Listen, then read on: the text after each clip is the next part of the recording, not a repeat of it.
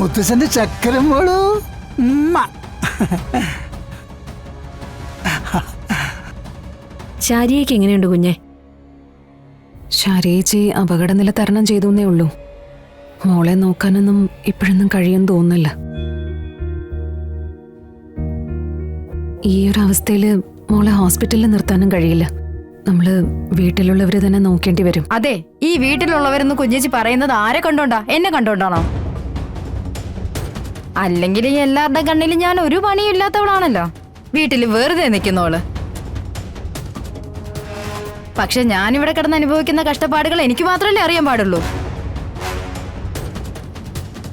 നീ ഇവിടെ കിടന്ന് എന്ത് കഷ്ടപ്പെടുന്നു? കടയിലെ പണിയാണോ നീ ഉദ്ദേശിക്കുന്നത്? അത് നോക്കാൻ ശാരദ ശാന്തി ഏൽപ്പിച്ചിട്ടുണ്ട്. ഒരു കൈ സഹായത്തിൽ നിൽക്കാനേ നിന്നോട് പറഞ്ഞിട്ടുള്ളൂ. ആ കൈ സഹായം എന്താണെന്ന് പറയേ. അപ്പൊ ഞാൻ അത് മാത്രം അങ്ങ് ചെയ്ത് നിന്നാ മതിയല്ലോ. അപ്പോഴറിയാലോ എന്റെ പണി ഇവിടെ എത്രത്തോളം ഉണ്ടെന്ന്. ക്ഷമ, നീ ഇതിപ്പം എങ്ങോട്ടാ പറഞ്ഞു പോകുന്നേ? ഈ കുഞ്ഞിനെ നോക്കുന്ന കാര്യത്തില് നമുക്ക് എന്തായാലും ഒരു തീരുമാനം വേണം. അതിനെപ്പറ്റി ഇപ്പൊ തന്നെ തീരുമാനിക്കുകയും വേണം. ഇപ്പൊ കൊച്ചിന്റെ അമ്മയുടെ സ്ഥാനത്തും അച്ഛന്റെ സ്ഥാനത്തും നിൽക്കുന്നവരെന്നെ അതങ്ങ് ഏറ്റെടുക്കുന്നേ. പോറ്റമ്മയും വളർത്തച്ഛനും ആയിക്കോട്ടെ.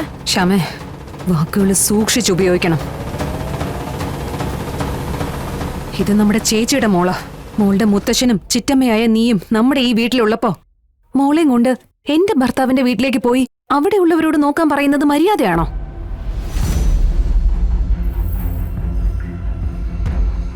അങ്ങനെ എങ്ങാനും പറഞ്ഞ അവർക്ക് മുന്നിൽ എന്ത് വിലയാ നിങ്ങൾക്ക് രണ്ടുപേർക്കും ഉണ്ടാവുക? നിങ്ങക്ക് ചിലപ്പോ അതൊന്നും മാനക്കേടായി തോന്നില്ലായിരിക്കും. എന്തായാലും കുറച്ച് ദിവസത്തേക്ക് നീ മോളെ നോക്കുക തന്നെ വേണം. അപ്പോഴേക്കും ഞാൻ എന്തെങ്കിലും ഒരു വഴി കണ്ടോളാം.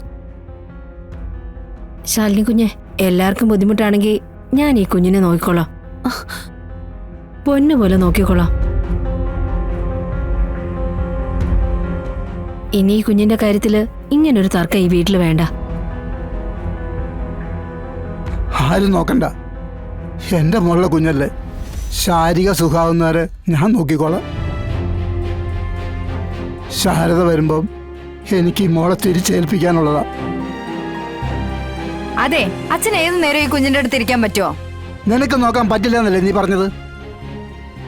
അപ്പൊ പിന്നെ എന്റെ നോട്ടം എങ്ങനെ വേണമെന്ന് ഞാൻ തീരുമാനിച്ചോളാം.